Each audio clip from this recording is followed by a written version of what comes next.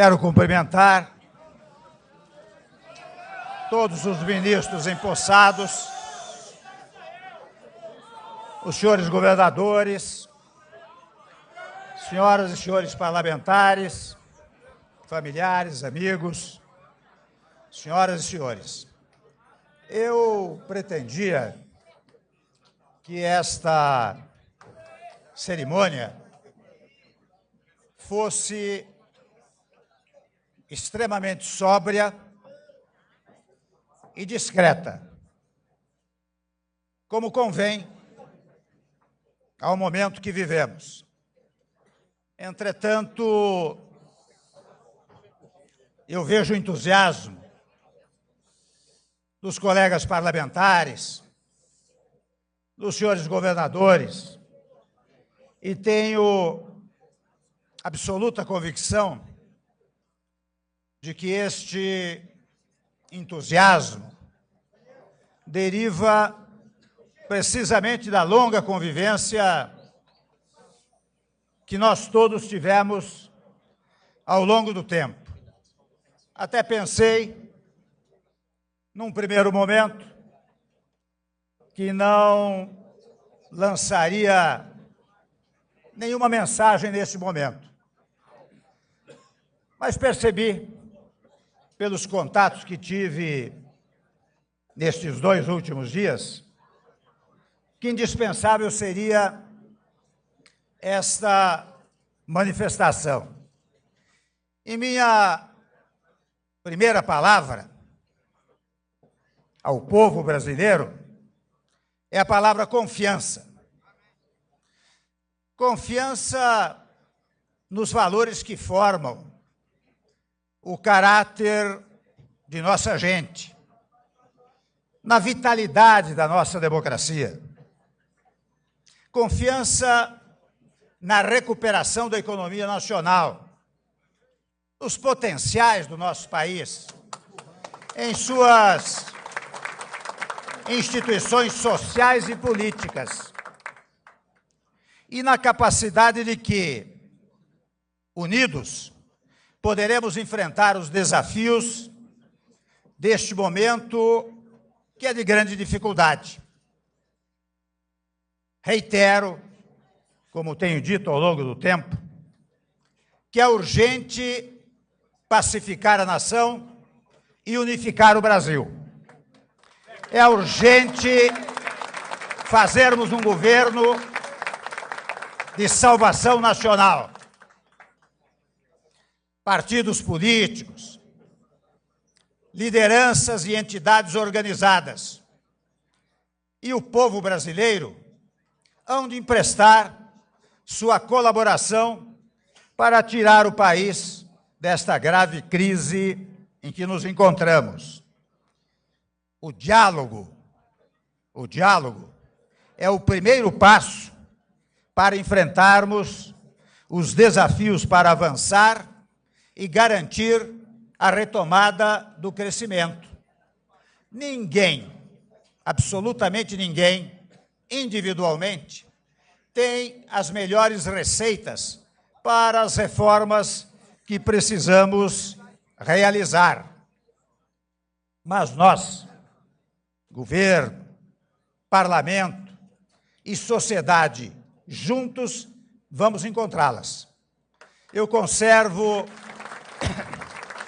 a absoluta convicção de que é preciso resgatar a credibilidade do Brasil no concerto interno e no concerto internacional, fator necessário para que empresários dos setores industriais, de serviços, do agronegócio e os trabalhadores, enfim, de todas as áreas produtivas, se entusiasmem e retomem em segurança com seus investimentos. Teremos de incentivar de maneira significativa as parcerias público-privadas, na medida em que este instrumento poderá gerar emprego no país. Sabemos que o Estado não pode tudo fazer, depende da atuação dos setores produtivos, empregadores de um lado e trabalhadores de outro. São estes dois polos que irão criar a nossa prosperidade. Ao Estado compete, vou dizer aqui o óbvio, compete cuidar da segurança, da saúde, da educação, ou seja, dos espaços e setores fundamentais que não podem sair da órbita pública. O restante terá que ser compartilhado com a iniciativa privada, aqui entendida como a conjugação de ação entre trabalhadores e empregadores. O emprego, sabemos todos, é um bem fundamental para os brasileiros. O cidadão, entretanto, só terá emprego se a indústria, o comércio e as atividades de serviço estiverem todas caminhando bem. De outro lado, um projeto que garanta a empregabilidade exige a aplicação e a consolidação de projetos sociais, por sabermos todos que o Brasil, lamentavelmente, ainda é um país pobre. Portanto, reafirmo, e o faço em letras garrafais, vamos manter os programas sociais, o Bolsa Família, o Pronatec, o FIES, o ProUni, o Minha Casa Minha Vida, entre outros, são projetos que deram certo e, portanto, terão sua gestão aprimorada. Aliás, aqui mais do que nunca, nós precisamos acabar com o hábito que existe no Brasil, em que, assumindo outrem no governo, você tem que destruir o que foi feito. Ao contrário, você tem que prestigiar aquilo que deu certo, completá-los, aprimorá-los e encetar outros programas que sejam úteis para o país. Eu expresso, portanto, nosso compromisso com essas reformas, não é? Mas eu quero fazer uma observação. É que nenhuma dessas reformas alterará os direitos adquiridos pelos cidadãos brasileiros. Quando menos fosse, sê-lo-ia pela minha formação democrática e pela minha formação jurídica. Quando me pedirem para fazer alguma coisa, eu farei como Dutra. O que é que diz o livrinho? O livrinho é a Constituição Federal. Nós temos de organizar as bases do futuro. Muitas matérias estão em tramitação no Congresso Nacional. Eu até não ia falar, viu? Mas como todo mundo está prestando atenção, eu vou dar toda uma programação aqui, né? As reformas fundamentais serão fruto de um desdobramento ao longo do tempo. Uma delas, eu tenho empenho e terei empenho nisso, porque creio nela, é a revisão do Pacto Federativo. Estados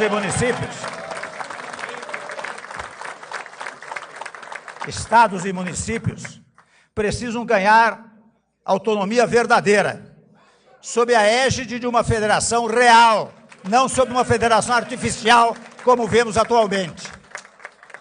A força da União, nós temos que colocar isso na nossa cabeça, deriva da força dos estados e dos municípios. Há matérias, meus amigos, controvertidas, como a reforma trabalhista e a previdenciária. A modificação que queremos fazer tem como objetivo, e só se este objetivo for cumprido, é que elas serão levadas adiante, mas tem como objetivo o pagamento das aposentadorias e a geração de emprego, para garantir o pagamento, portanto. Tem como garantia a busca da sustentabilidade para assegurar o futuro. Esta agenda, difícil, complicada, não é fácil, ela será balizada, de um lado, pelo diálogo, e de outro, pela conjugação de esforços. Ou seja, quando editarmos uma norma referente a estas matérias, será pela compreensão da sociedade brasileira. E para isso é que nós queremos uma base parlamentar sólida, que nos permita conversar com a classe política e também com a sociedade. Executivo e legislativo precisam trabalhar em harmonia e de forma integrada, até porque no Congresso Nacional é que estão representadas todas as correntes de opinião da sociedade brasileira. Não é apenas no Executivo. Lá no Congresso Nacional estão todos os votos de todos os brasileiros. Portanto, nós temos que governar em conjunto. Água. Só física, né? O resto vai bem. Então, nós vamos precisar muito da governabilidade. E a governabilidade exige, além do que eu chamo de governança, que é o apoio da classe política, do Congresso Nacional, precisa também de governabilidade, que é o apoio do povo. O povo precisa colaborar e aplaudir as medidas que venhamos a tomar. E, nesse sentido, a classe política, unida ao povo, conduzirá ao crescimento do país. Todos os nossos esforços estarão centrados na melhoria dos processos administrativos, o que demandará maior eficácia da governança pública. A moral pública será permanentemente buscada por meio dos instrumentos de controle e apuração de desvios. Nesse contexto, tomo a liberdade de dizer que a Lava Jato tornou-se referência e, como tal, deve ter prosseguimento e proteção contra qualquer tentativa de enfraquecê-la.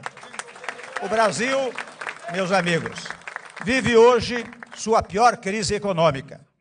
São 11 milhões de desempregados, inflação de 2 dígitos, déficit quase de 100 bilhões de reais, recessão e também grave a situação caótica da saúde pública no Brasil.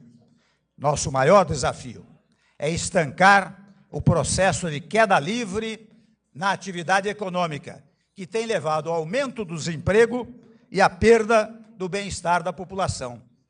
Para isso, é imprescindível reconstruirmos os fundamentos da economia brasileira e melhorarmos significativamente o ambiente de negócios para o setor privado, de forma que ele possa retomar sua vocação natural de investir, de produzir e gerar emprego e renda. De imediato, precisamos também restaurar o equilíbrio das contas públicas, trazendo a evolução do endividamento do setor público de volta ao patamar de sustentabilidade ao longo do tempo. Quanto mais cedo formos capazes de reequilibrar as contas públicas, mais rápido conseguiremos retomar o crescimento. A primeira medida na linha desta redução está, ainda que modestamente, aqui representada. Já eliminamos vários ministérios da máquina pública. E, ao mesmo tempo, nós não vamos parar por aí. Já estão encomendados. Bem que eu pedi uma pastilha. Já estão encomendados estudos para eliminar. Chega, é muito. Já estão encomendados estudos para eliminar cargos comissionados e funções gratificadas.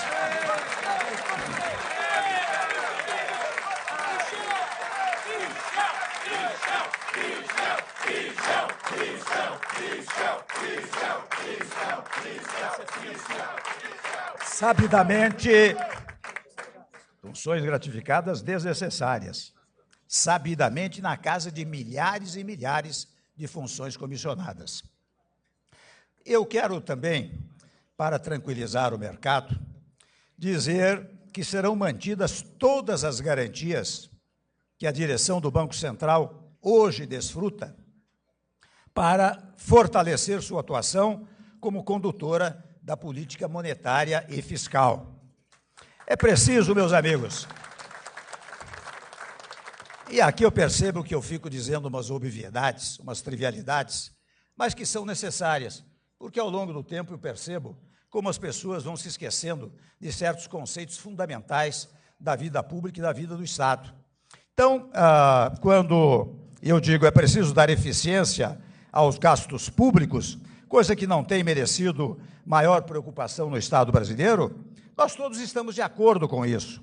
Nós precisamos atingir aquilo que eu chamo de democracia da eficiência, porque se no passado nós tivemos, por força da Constituição, um período da democracia liberal, quando os direitos liberais foram exercitados amplamente, se ao depois, ainda ancorado na Constituição, nós tivemos o desfrute dos chamados direitos sociais que estão previstos na Constituição, num dado momento, aqueles que ascenderam ao primeiro patamar da classe média começaram a exigir eficiência, eficiência do serviço público e eficiência dos serviços privados. E é por isso que hoje nós estamos na fase da democracia da eficiência, com o que eu quero contar, com o trabalho dos senhores ministros, do Parlamento e de todo o povo brasileiro.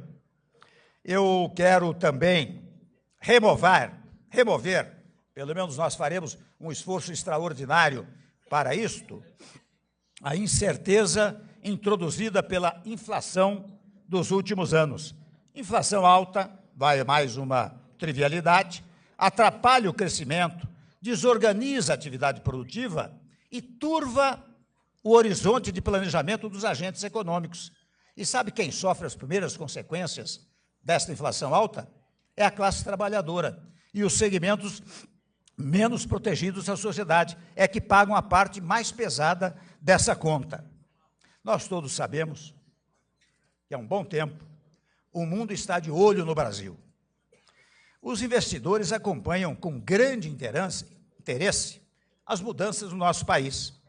Havendo condições adequadas, e nós vamos produzi-las, a resposta será rápida, pois é grande a quantidade de recursos disponíveis no mercado internacional e até internamente, e ainda maior as potencialidades no nosso país.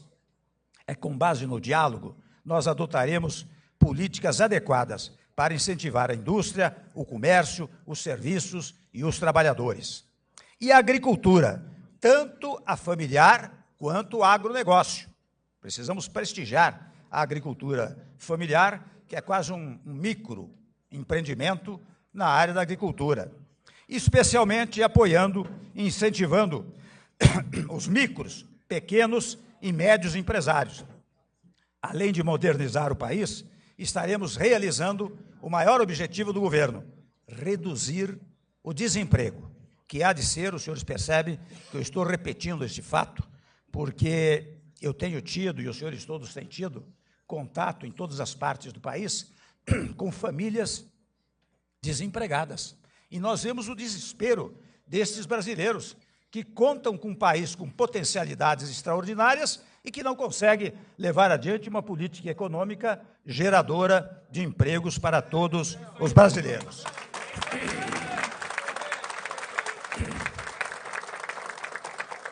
Quero falar um pouco sobre a atuação na linha interna e externa do Brasil. E esses princípios estão consagrados na Constituição de 88, senador Mauro Benevides, que nós ajudamos a redigir, não é? E eu indico, porque esses preceitos indicam um caminho natural para a definição das linhas da atuação interna e externa do Brasil. Os senhores veem que eu insisto muito no tema da Constituição, porque, a meu modo de ver, toda vez que nós nos desviamos dos padrões jurídicos, e o direito existe exata e precisamente para regular as relações sociais, quando nós nos desviamos dos dos limites do direito, nós criamos a instabilidade social e a instabilidade política. Por isso que eu insisto sempre na invocação do texto constitucional. Pois muito bem, nesta Constituição, a independência nacional, a defesa da paz e da solução pacífica de conflitos, o respeito à autodeterminação dos povos, a igualdade entre os Estados, a não intervenção, a centralidade dos direitos humanos e o repúdio ao racismo e ao terrorismo, dentre outros princípios, são valores profundos de nossa sociedade e traçam a imagem de um país pacífico e ciente dos direitos e deveres estabelecidos pela nossa Constituição. São, meus amigos, esses elementos de consenso que nos permitem estabelecer bases sólidas para a política externa que volte a representar os valores e interesses permanentes do nosso país. A recuperação do prestígio do país e da confiança em seu futuro serão tarefas iniciais e decisivas para o fortalecimento da inserção internacional da nossa economia. Agora, em agosto, o Brasil estará no centro do mundo com a realização das Olimpíadas no Rio de Janeiro. Bilhões de pessoas assistirão jogos. Jornalistas de vários países estarão presentes para reportar o país sede das competições. Muito além dos esportes, sabemos disso, as pautas se voltarão para as condições políticas e econômicas do país. Tão cedo, não voltaremos a ter oportunidade como esta, de atrair a atenção de tanta gente ao mesmo tempo em todos os cantos do mundo. Nesta tarde de quinta-feira, porém, e desde já pedindo desculpas pelo possível, para usar um refrão, né? Pelo possível alongado da exposição, eu quero reiterar que a minha intenção era realizar esta cerimônia, digamos assim, com a maior sobriedade possível. Estamos fazendo, porque sem embargo do entusiasmo de todos os senhores, todos nós compreendemos o momento difícil, delicado, ingrato que estamos todos passando. Por isso, nesta tarde de quinta-feira, não é momento para celebrações, mas para uma profunda reflexão. É o presente e o futuro que nos desafiam. E não podemos olhar para a frente com olhos de ontem. Olhamos com olhos do presente e olhos no futuro. Faço questão, e espero que sirva de exemplo, de declarar meu absoluto respeito institucional à senhora presidente Dilma Rousseff. Não discuto aqui as razões pelas quais foi afastada. Quero apenas sublinhar a importância do respeito às instituições e a observância à liturgia nas questões, no trato das questões institucionais. É uma coisa que nós temos que recuperar no nosso país. Uma certa cerimônia não pessoal, mas uma cerimônia institucional. Uma cerimônia em que as palavras não sejam propagadoras do mal-estar entre os brasileiros, mas, ao contrário, que sejam propagadoras da pacificação, da paz, da harmonia, da solidariedade, da moderação, do equilíbrio entre todos os brasileiros. Tudo o que disse, meus amigos, faz parte de um ideário que ofereço ao país, não em busca da unanimidade, que é impossível, mas como início de diálogo com busca de entendimento. Farei muitos outros pronunciamentos. E meus ministros, também, meus ministros é exagerado, são ministros do governo. O presidente não tem vice-presidente, não tem ministro. Quem tem ministro é o governo. Então, os ministros do governo farão manifestações nesse sentido, sempre no exercício infatigável de encontrar soluções negociadas para os nossos problemas. Temos pouco tempo, mas se nos esforçarmos, é o suficiente para fazer as reformas que o Brasil precisa. E aí, meus amigos, eu quero dizer, mais uma vez, da importância desta harmonia entre os poderes, em primeiro lugar. Em segundo lugar, a determinação da própria Constituição, e eu a cumprirei, no sentido de que cada órgão do poder tem as suas tarefas. O Executivo executa, o Legislativo legisla, o Judiciário julga. Ninguém pode interferir em um ou outro poder por uma razão singela. A Constituição diz que os poderes são independentes e harmônicos entre si. Ora bem, nós não somos os donos do poder, nós somos exercentes do poder. O poder, está definido na Constituição, é do povo. Quando o povo cria o Estado, ele nos dá uma ordem. Olha aqui, vocês que vão ocupar os poderes, exerçam-no com harmonia, porque são órgãos exercentes de funções. Ora, quando há uma desarmonia, o que há é uma desobediência à soberania popular, portanto, há uma inconstitucionalidade. E isso nós não queremos jamais permitir que se pratique. Dizia aos senhores que, a partir de agora, nós não podemos mais falar em crise. Trabalharemos. Aliás, há pouco tempo, eu passava por um posto de gasolina na Castelo Branco e o sujeito botou uma placa lá. Não fale em crise. Trabalhe. Eu quero ver até se consigo espalhar essa frase com 10, 20 milhões de outdoors por todo o Brasil, porque isso cria também um clima de harmonia, de interesse, de otimismo, não é verdade? Então, não vamos falar em crise, vamos trabalhar. O nosso lema, que não é um lema de hoje, o nosso lema é ordem e progresso. A expressão da nossa bandeira não poderia ser mais atual, como se hoje tivesse sido redigida.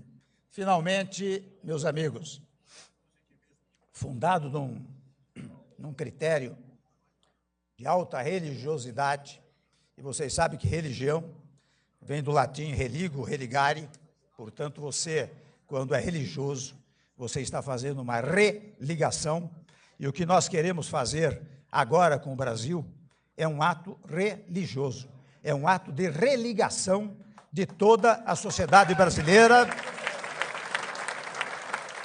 com os valores fundamentais do nosso país.